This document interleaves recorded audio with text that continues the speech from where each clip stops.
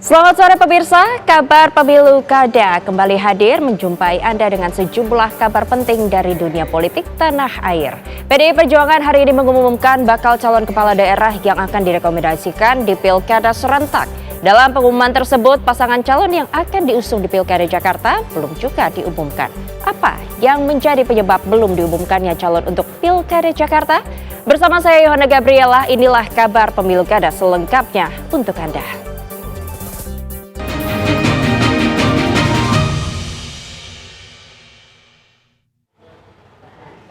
Kita awali dengan informasi PDI Perjuangan resmi mengusung pasangan Airin Rahmidiani dan Ade Sumardi sebagai calon gubernur dan wakil gubernur Banten. Meski diusung PDI Perjuangan, Airin Rahmi mengaku masih sebagai kader Partai Golkar.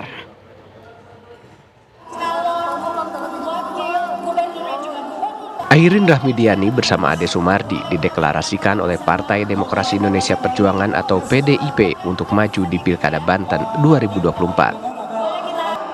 Dalam pidato politiknya sambil menangis, Airin berterima kasih pada PDI Perjuangan yang sudah mempercayakannya untuk maju di Pilkada Banten.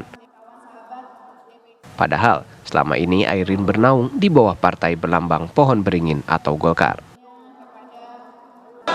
Di ruangan ini banyak yang gelisah kemarin-kemarin.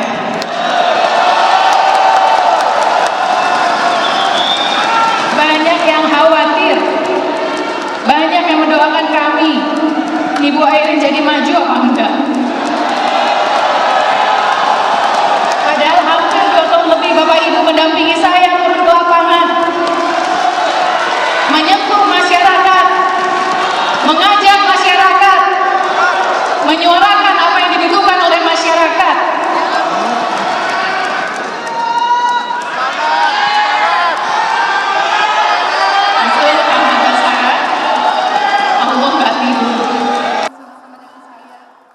Sebelumnya selama 2 periode Wali Kota Tangerang Selatan, Airin didukung Partai Golkar. Namun pada pilkada kali ini, Partai Golkar mendukung paslon yang disepakati oleh Koalisi Indonesia Maju. Hingga saat ini, Airin Rahmi mengaku masih sebagai kader Partai Golkar. SK pun juga sudah keluar sebetulnya. Nah, hari ini kita tinggal menunggu B1 KWK dan dengan kepemimpinan yang baru, mudah-mudahan ada keajaiban pertolongan Allah. Mudah-mudahan B1 KWK pun juga bisa tetap di saya dan Pak Ade. Tapi apapun itu namanya politik. Mari kita sikapi dengan dewasa. Saya sebagai kader Partai Golkar memahami dinamika politik yang terjadi di tingkat pusat. Selain PDI Perjuangan, dukungan untuk pasangan Airin Ade Sumardi di Pilkada Banten juga datang dari Partai Buruh. Dukungan tersebut dilakukan berbarengan dengan pemberian surat rekomendasi dari Partai Buruh ke pasangan Airin Ade Sumardi. Dari Jakarta dan Banten, tim TV One mengabarkan. Sementara itu, Partai Golkar resmi mengusung pasangan Andra Soni Dimyati Natakusumah di Pilkada Banten. Andra dan Dimyati telah menerima formulir B1 KWK dari Golkar sebagai salah satu syarat pencalonan ke KPU Provinsi Banten. Formulir B1 KWK diserahkan langsung oleh Ketum DPP Partai Golkar, Bahlil Lahadalia, ke Andra Soni di kantor DPP Partai Golkar. Ketum Partai Golkar, Bahlil Lahadalia, berharap pasangan Andra Soni bisa memenangkan pilkada di Banten. Tujuannya satu, untuk menceritakan yang mengucapkan Bismillahirrahmanirrahim, saya atas nama pengurus DPP Partai Golkar dan Golkar Banten menyerahkan rekomendasi ini kepada Bapak dan Pak Cawagup. Semoga Allah meridhoi dalam perjuangan dan bisa memenangkan kompetisi ke depan.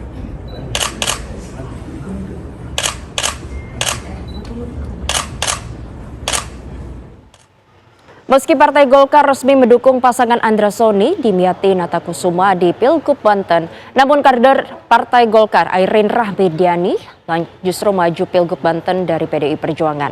Menyikapi hal ini, Sekjen Partai Gerindra Ahmad Muzani mengatakan pihaknya memberikan keleluasaan bagi partai dalam koalisi Indonesia Maju untuk memajukan kader sendiri dalam Pilkada 2024.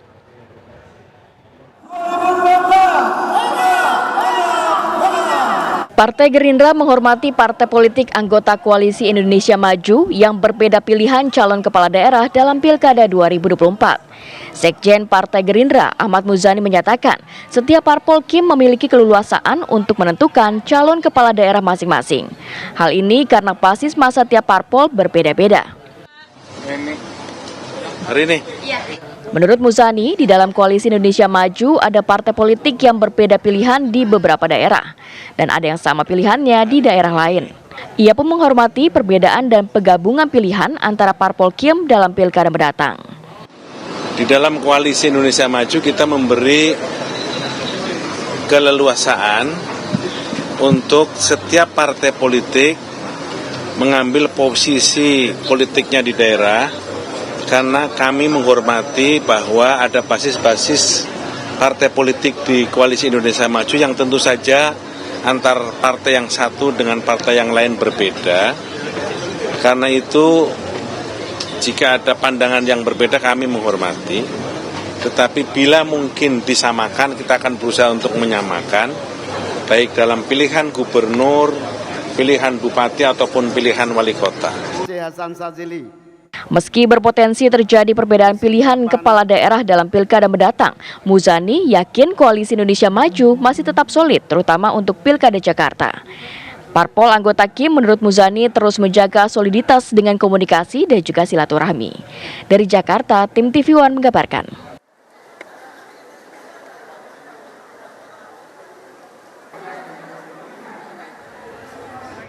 Menjelang pendaftaran pasangan calon gubernur dan wakil gubernur Jakarta, Anies Baswedan terus melakukan sejumlah manuver dengan mengunjungi sejumlah partai politik. Pertemuan Anies dengan sejumlah parpol dilakukan di tengah Anies Baswedan akan maju kembali sebagai calon gubernur Jakarta.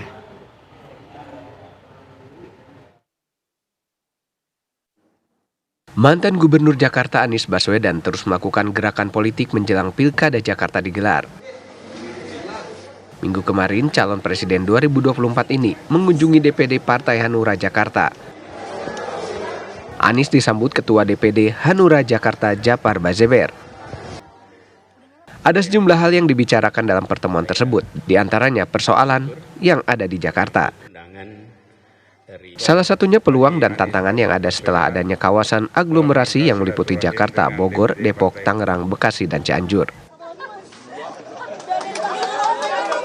Sebelumnya, Anies Baswedan juga mengunjungi posko pemenangan Partai Buruh di Tebet, Jakarta Selatan. Anies Baswedan menerima surat rekomendasi dukungan sebagai bakal calon gubernur Jakarta dari Partai Buruh.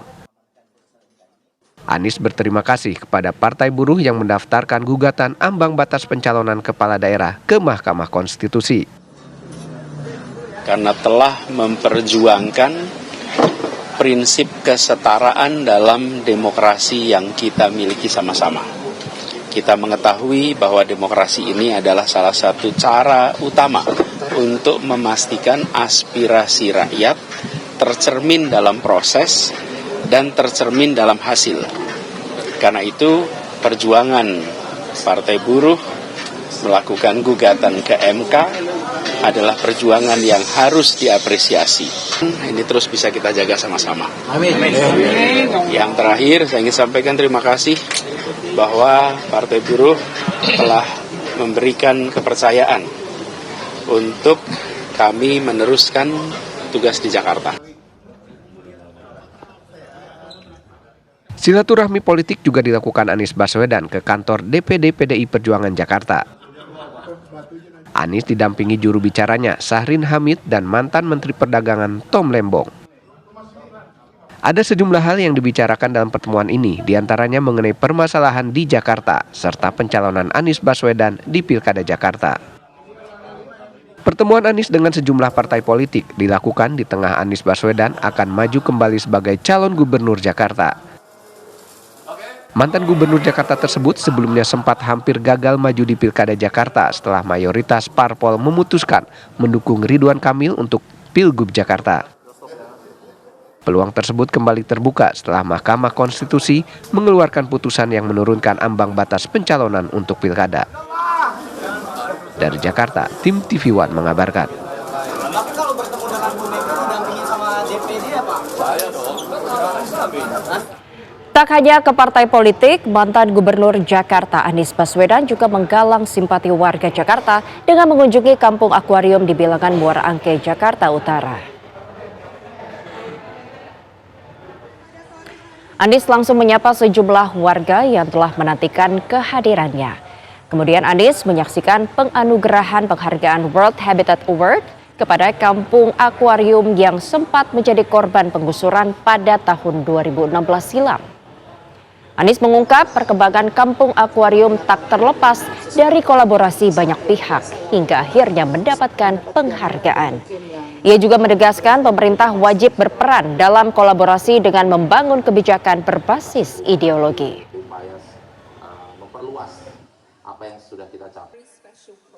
World Habitat Award yang diberikan sore hari ini harus dijadikan sebagai tonggak baru. Perjuangan kita belum selesai. Tadi sampaikan Mbak Lisa, belum selesai. Masih panjang perjuangan kita. Tetapi perjuangan yang kita kerjakan selama ini, alhamdulillah, memberikan hasil dan diakui oleh dunia. Kabar Pemilu Kada akan hadirkan sejumlah informasi lainnya. Tetaplah bersama kami usai jeda berikut. Komisi 2 DPR RI, KPU RI dan pemerintah menyetujui peraturan KPU PKPU nomor 8 tahun 2024 tentang pencalonan kepala daerah yang mengakomodir putusan Mahkamah Konstitusi atau MK.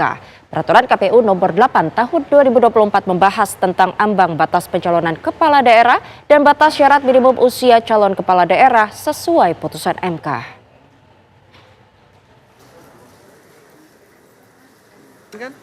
Persetujuan diambil dalam rapat dengar pendapat Komisi 2 DPR RI bersama Komisi Pemilihan Umum KPU RI dan pemerintah dengan agenda pembahasan rancangan peraturan KPU PKPU nomor 8 tahun 2024 tentang pencalonan kepala daerah. Rapat dengar pendapat turut dihadiri Ketua KPU RI Muhammad Afifuddin, Ketua Bawaslu RI Rahmat Bagja, Ketua DKPP RI Hedi Lugito, Menteri Hukum dan HAM Supratman Andi Aktas, dan perwakilan Kementerian Dalam Negeri. Peraturan KPU nomor 8 tahun 2024 mengakomodir putusan MK nomor 60 dan nomor 70 tentang ambang batas pencalonan kepala daerah dan batas syarat minimum usia calon kepala daerah. KPP semuanya setuju. Ya, jadi saya menegaskan kembali, ya, kami sudah memenuhi janji kami. Jadi tidak ada lagi keraguan, ya, pada masyarakat Indonesia. Sekarang kita sudah punya peraturan yang lengkap dari peraturan prinsip undang-undang, di mana yang terakhir itu berdasarkan putusan Mahkamah Konstitusi nomor 60 dan 70, dan juga sudah diikuti oleh peraturan yang lebih teknis, peraturan KPU tentang pencalonan ya kepala daerah. Jadi insya Allah tidak lagi ada keraguan, tidak ada lagi sakwa sangka, tidak ada lagi spekulasi, maka kita sudah punya peraturan yang lengkap untuk pencalonan sampai juga tentang pilkada ya 2024.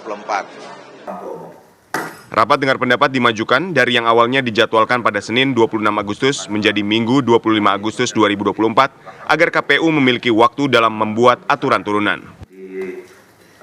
Semua usulan KPU, usulan perubahan untuk mengadopsi putusan Mahkamah Konstitusi 60 dan 70 sudah dilakukan dan sudah diterima seluruhnya setelah harmonisasi. Insya Allah secepatnya, karena memang saya sendiri menyampaikan agar bisa dilakukan proses secepatnya karena situasi dan kebutuhan pendaftarannya sudah semakin dekat.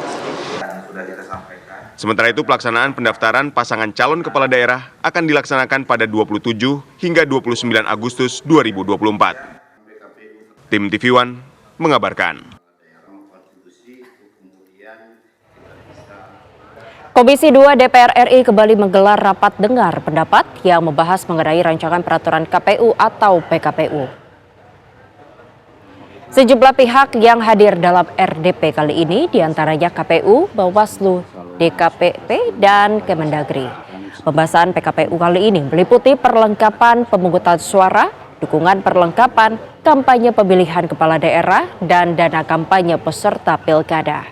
Selain itu dibahas pula mengenai surat KPU terkait jadwal pelantikan pasangan calon terpilih pada Pilkada 2024 untuk penghitungan usia calon pada saat pendaftaran. Salam kebajikan dan salam sejahtera untuk Yang saya hormati Ketua dan Wakil Ketua Komisi 2, yang saya hormati seluruh anggota Komisi 2. Lalu apa saja hasil dari rapat dengar pendapat atau RDP antara Komisi 2 DPR RI dengan Komisi Pemilihan Umum hari ini? Sudah ada reporter TV One Leo Chandra di gedung DPR. Leo, apa saja hasil RDP yang dilakukan di sana? Silakan. Ya, selamat siang Yohana dan juga pemirsa TV One. Benar sekali bahwasannya hari ini pihak dari Komisi 2 DPR RI bersama dengan juga KPU dan juga Bawaslu dan juga Dirjen Polpum Kemendagri ini melakukan rapat dengar pendapat yang dimana memang tadi sudah dimulai sejak pagi pada pukul 10.40 dan juga setelah selesai pada pukul 1 waktu Indonesia Barat, waktu 1 siang tadi di ruang rapat Komisi 2 DPR RI Senayan, Komplek Parlemen Senayan, Jakarta Pusat. Dan dimana memang juga tadi dihadiri Ketua Komisi 2 DPR Ahmad Doli yang juga memimpin RDP siang ini. Kemudian hadir juga Ketua KPU RI Muhammad Arifuddin dan juga Ketua Bawaslu RI dan juga sejumlah perwakilan dari partai politik, di mana RDP hari ini juga pembahasannya sangat menarik sekali karena ini berkaitan dengan Pilkada 2024 yang dilakukan serentak di Indonesia. Yang pertama itu adalah rancangan peraturan KPU tentang perlengkapan pemungutan suara yang berkaitan dengan logistik, kemudian ini dukungan perlengkapan lainnya, perlengkapan pemungutan suara, kemudian kampanye pemilihan kepala daerah dan juga dana kampanye peserta pilkada. Adapun isu-isu yang diangkat ataupun yang dibahas oleh KPU dalam RDP hari ini di depan Komisi 2 yaitu tanggung jawab logistik, kemudian kesetaraan pelaksanaan pemenuhan logistik, peraturan surat suara, kemudian tanda khusus pada formulir untuk menjamin keaslian, penggunaan kotak hasil TPS dan juga kotak rekapitulasi, kemudian kewenangan pengadaan logistik pemilihan dan juga kerjasama pengamanan dan juga pendistribusian, dan yang terakhir ini penggunaan sarana teknologi dan juga informasi. Adapun tahap-tahap dari produksi dan juga distribusi logistik dari KPU sendiri ini memasuki tahap pertama nanti di tanggal 3 September sampai 3 Oktober 2024, kemudian masuk ke tahap kedua di tanggal 1 sampai tanggal 31 Oktober 2024. Kemudian barulah nanti KPU ini masuk ke dalam tahap proses sortir, pemenuhan kekurangan pengesahan dan juga distribusi ke TPS oleh KPU Kabupaten dan juga Kota dan juga logistik ke tahap 1 dan juga tahap 2. Ini akan dilakukan pada tanggal 1 sampai tanggal 26 November 2024 nanti. Kemudian PKPU terkait dengan kampanye KPU ini juga melakukan penyesuaian terhadap keputusan MK nomor 52 dan juga 69 terkait dengan rancangan kampanye pemilihan gubernur, wakil gubernur, kemudian wali kota dan juga wakil wali kota serta bupati dan juga wakil bupati yang ini juga masuk ke dalam Undang-Undang nomor 1 tahun 2014. Dan selanjutnya kampanye pemilihan gubernur juga wakil gubernur itu masuk ke dalam beberapa tahap yang dimana nantinya ini akan dimulai pada 25 September 2024 sampai nanti tanggal 23 November 2024. Kemudian nanti ini masuk ke dalam masa tenang yang berlangsung pada tanggal 24 sampai tanggal 26 November 2024. Kemudian rancangan PKPU dana kampanye isu strategis yang juga diangkat oleh KPU ini meliputi pergantian paslon yang terkait dalam pasal 13 dan juga pasal 23 tentang kewajiban penyampaian dana kampanye yang diperbarui apabila nantinya dalam proses pencalonan ini ada pergantian paslon yang dilakukan sebelum 30 hari dari hari pemungutan suara karena kemungkinan dilakukan dari sisi regulasi peraturan perundang-undangan. Dan juga poin nomor 2 yang kemudian disampaikan oleh KPU sendiri terkait dengan apa saja sanksi jika nantinya paslon ini itu terlambat ataupun tidak membayarkan dananya tersebut, maka larangan itu akan dilakukan, larangan untuk melakukan kegiatan kampanye, kemudian tidak dikeluarkan rekomendasi untuk dilakukannya pergantian pejabat, dan tidak ditetapkan sebagai pasangan dan calon terpilih sampai dengan pasangan calon tersebut menyampaikan LPPDK. Dan itu tadi informasi yang kami dapatkan dari hasil rapat hari ini di Komisi 2 DPR RI. Begitu laporan kami, kembali ke studio, Yohana. Baik, terima kasih Leo atas informasi Anda, selamat bertugas kembali. Berikutnya pemirsa, kabar pemilu kada masih akan hadirkan sejumlah informasi lainnya. Tetaplah bersama kami usai jeda. Partai Solidaritas Indonesia serahkan surat rekomendasi kepada pasangan bakal calon gubernur dan calon wakil gubernur Jakarta Ridwan Kamil dan Suswono. Saat tiba di kantor PSI, pasangan Ridwan Kamil dan Suswono disambut baik oleh para jajaran pengurus PSI. Rencananya Ridwan Kamil beserta pasangannya akan mendaftar ke KPU DKI Jakarta pada tanggal 28 Agustus pukul 10 pagi dan akan didampingi langsung oleh Ketua Umum PSI, yaitu Kaisang Pangarep. Ridwan Kamil atau yang akrab disapa Kang Emil juga turut mengucapkan rasa syukurnya atas dukungan yang diberikan oleh PSI.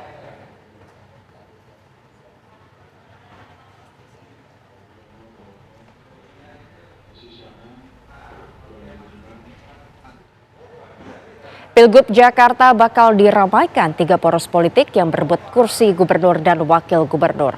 Poros Koalisi Indonesia Maju Plus sejauh ini mengklaim solid dengan mengusung duet Ridwan Kamil Suswono.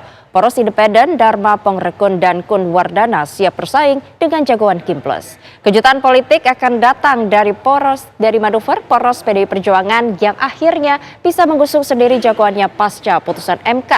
Siapa sosok calon gubernur dari Partai Banteng?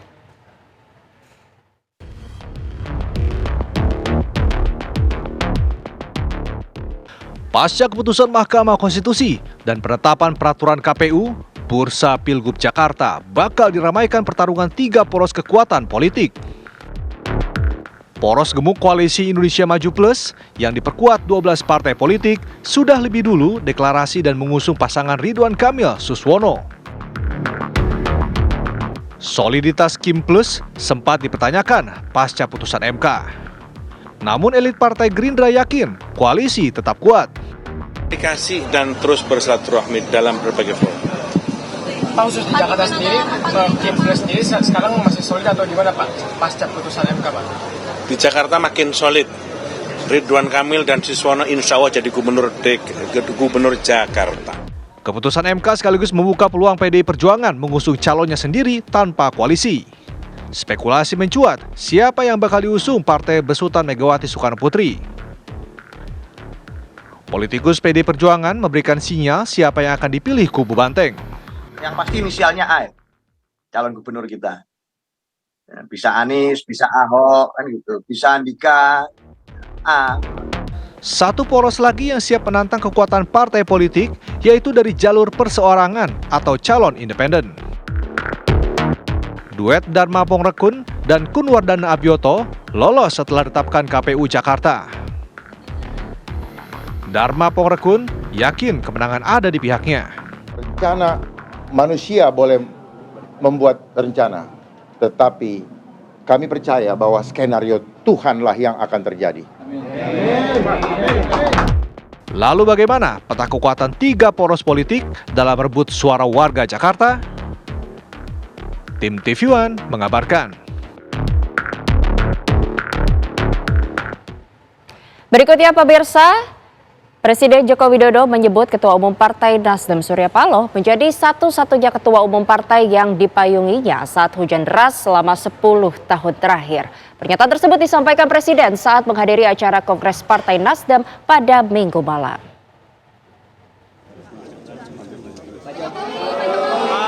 Saat menyampaikan pidato sambutannya di acara Kongres Partai Nasdem Minggu malam, Presiden Joko Widodo berbicara soal dukungan penuh dari Partai Nasdem terhadap dirinya saat mencalonkan diri menjadi presiden selama 10 tahun terakhir.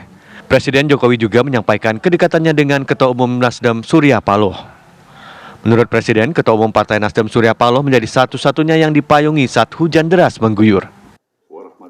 Setelah saya ingat-ingat, baru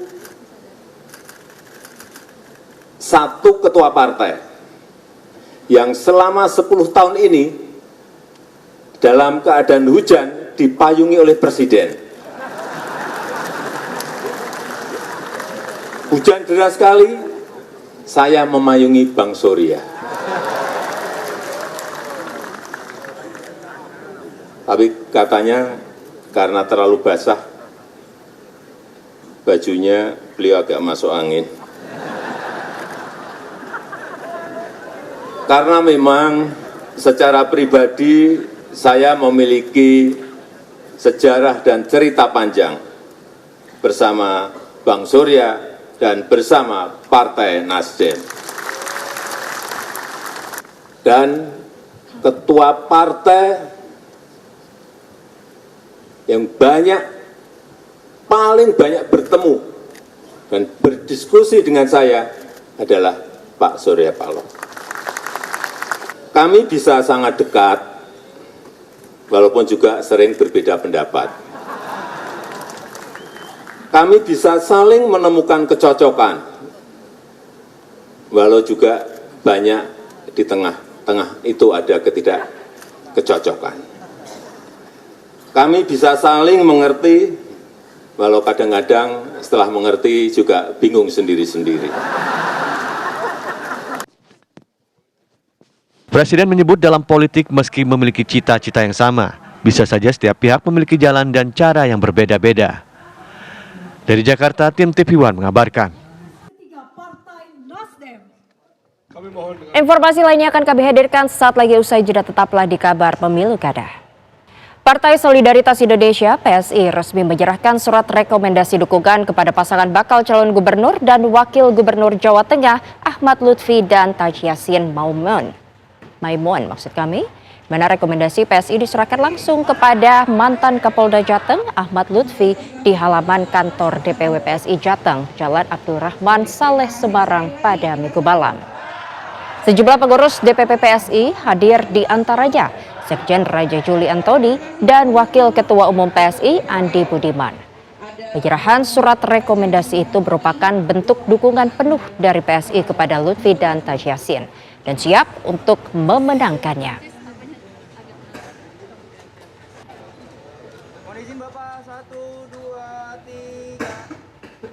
Bakal calon gubernur Jakarta Ridwan Kamil menanggapi peluang Anies Baswedan diusung PDI Perjuangan untuk maju dalam kontestasi Pilgub Jakarta. Menurutnya, semakin banyak calon akan semakin baik untuk demokrasi.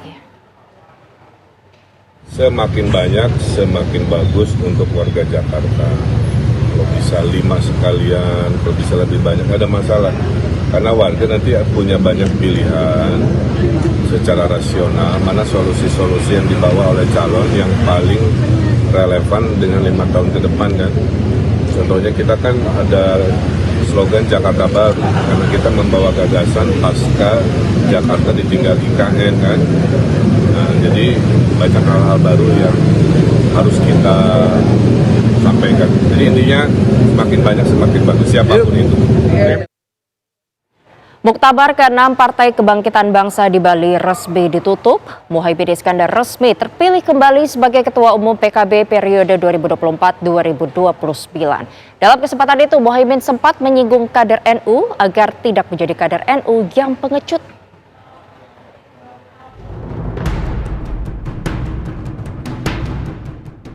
Muhaimin Iskandar kembali ditunjuk untuk melanjutkan masa jabatannya sebagai Ketua Umum Partai Kebangkitan Bangsa periode tahun 2024 hingga 2029.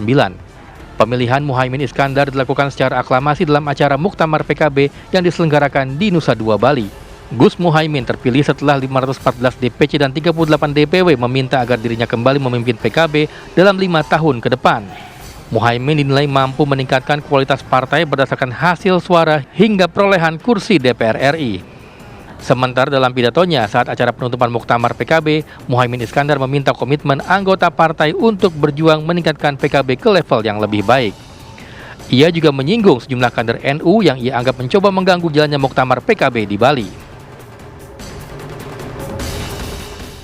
Datanglah baik-baik, tanpa harus mengirim preman untuk mengganggu kami. Kalau kalian orang baik, jadilah manusia yang gentle. Tunjukkan muka kalian. Kalau kalian kader NU, jangan jadi kader NU yang pengecut.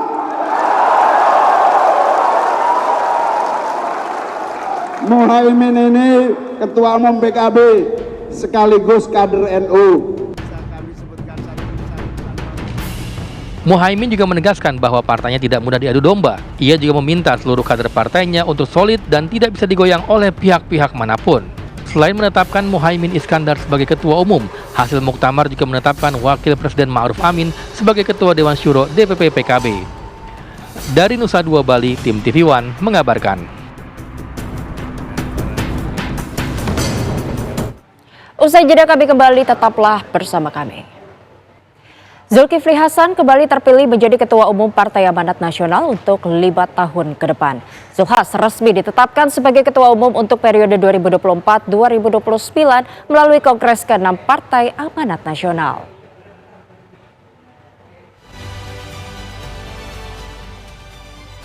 Zulkifli Hasan terpilih secara aklamasi sebagai Ketua Umum Partai Amanat Nasional dalam sidang pleno yang dilaksanakan saat Kongres PAN ke-6 di Jakarta akhir pekan lalu. Sebanyak 38 Dewan Pimpinan Wilayah dan 514 Dewan Pimpinan Daerah menyetujui pemilihan kembali Zulhas.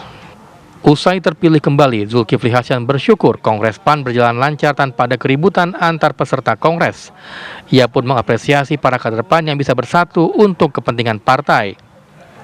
Ia berharap Kongres PAN bisa menjadi contoh bagi para elit politik untuk mengutamakan persatuan tanpa ada keributan. Bahwa kita ini perlu bersatu, ya kan? Kami contohkan PAN udah ngalami berkali-kali Kongres sampai kursi berterbangan, akhirnya jadi bermusuhan, ada yang keluar. Itulah kalau kita berpecah, kalau kita berpecah belah. Sekarang teman-teman lihat kan, begitu kita musyawarah, kita kompak, ya kan? Nah, berpartai itu ternyata menyenangkan, hiburan, ya, saling menghargai satu dengan yang lain. Begitu juga kalau besar negara.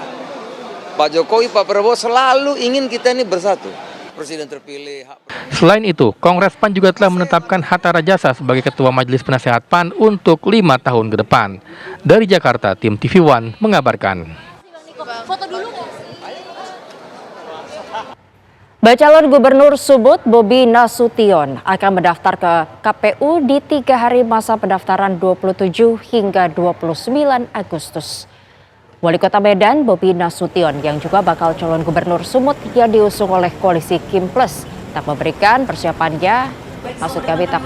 persiapannya dalam masa pendaftaran.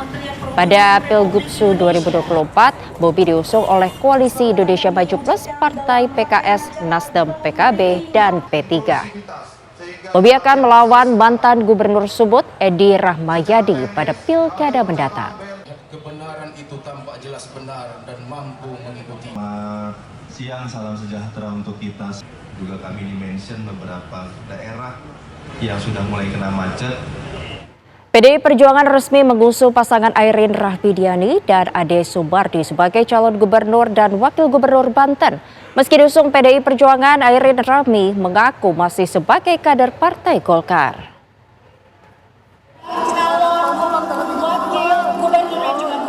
Airin Rahmidiani bersama Ade Sumardi dideklarasikan oleh Partai Demokrasi Indonesia Perjuangan atau PDIP untuk maju di Pilkada Banten 2024. Dalam pidato politiknya sambil menangis, Airin berterima kasih pada PDI Perjuangan yang sudah mempercayakannya untuk maju di Pilkada Banten. Padahal selama ini Airin bernaung di bawah partai berlambang pohon beringin atau Golkar. Di ruangan ini banyak yang gelisah kemarin-kemarin.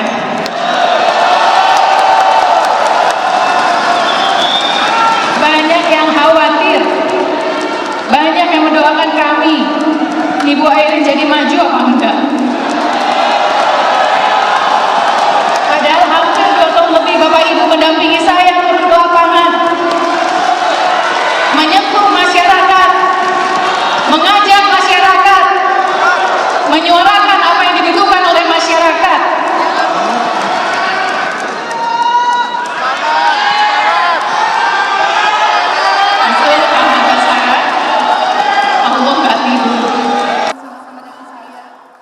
Sebelumnya selama 2 periode Wali Kota Tangerang Selatan, Airin didukung Partai Golkar. Namun pada pilkada kali ini, Partai Golkar mendukung paslon yang disepakati oleh Koalisi Indonesia Maju. Hingga saat ini, Airin Rahmi mengaku masih sebagai kader Partai Golkar. SK pun juga sudah keluar sebetulnya. Nah, hari ini kita tinggal menunggu B1 KWK dan dengan kepemimpinan yang baru, mudah-mudahan ada keajaiban pertolongan Allah. Mudah-mudahan B1 KWK pun juga bisa tetap di saya dan Pak Ade. Tapi apapun itu namanya politik. Mari kita sikapi dengan dewasa. Saya sebagai kader Partai Golkar memahami dinamika politik yang terjadi di tingkat pusat. Selain PDI Perjuangan, dukungan untuk pasangan Airin Ade Sumardi di Pilkada Banten juga datang dari Partai Buruh. Dukungan tersebut dilakukan berbarengan dengan pemberian surat rekomendasi dari Partai Buruh ke pasangan Airin Ade Sumardi. Dari Jakarta dan Banten, tim TV One mengabarkan. Sementara itu, Partai Golkar resmi mengusung pasangan Andra Soni Dimyati Natakusubah di Pilkada Banten. Andra dan Dimyati telah menerima formulir B1 KWK dari Golkar sebagai salah satu syarat pencalonan ke KPU Provinsi Banten. Formulir B1 KWK diserahkan langsung oleh Ketum DPP Partai Golkar, Bahlil Lahadalia, ke Andra Soni di kantor DPP Partai Golkar. Ketum Partai Golkar, Bahlil Lahadalia, berharap pasangan Andra Soni bisa memenangkan pilkada di Banten.